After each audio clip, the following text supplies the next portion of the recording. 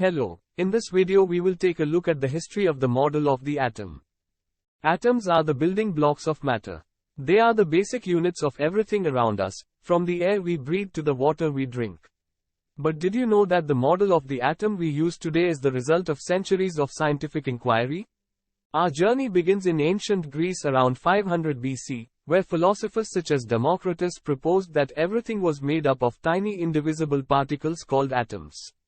However, this idea was purely speculative and lacked any scientific evidence to back it up. Fast forward to the early 19th century, and John Dalton's atomic theory proposed that atoms were tiny, indestructible particles that combined to form compounds. This was a significant step forward in the understanding of atoms, as it allowed for the explanation of the law of conservation of mass and the law of definite proportions. But it wasn't until the late 19th century that the discovery of subatomic particles such as the electron by J. Thomson began to challenge Dalton's atomic theory. Thomson proposed a new model of the atom, known as the Plum pudding model, where negatively charged electrons were embedded in a positively charged sphere. However, this model was short-lived.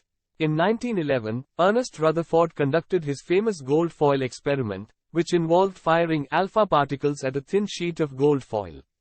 According to the Thomson's model of the atom, the alpha particles should have passed straight through the foil, with only minor deflections due to interactions with the electrons in the gold atoms.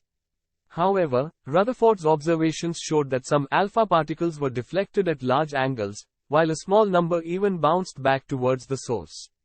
This experiment showed that atoms were mostly empty space with a tiny positively charged nucleus at the center. This led to the development of the planetary model of the atom, where electrons orbited the nucleus like planets around the sun. But the planetary model of the atom still had its problems.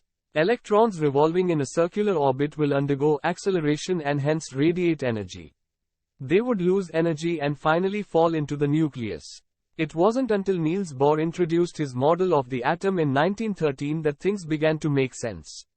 Bohr's model proposed that electrons orbited the nucleus in specific energy levels in which they do not radiate energy.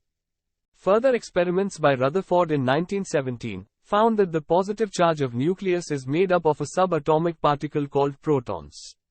In 1932, James Chadwick discovered another subatomic particle in the nucleus which had no charge and a mass nearly equal to that of a proton called neutrons. And there you have it, the history of the model of the atom. From the ancient Greeks to the Bohr's model, scientists have come a long way in their understanding of the building blocks of matter.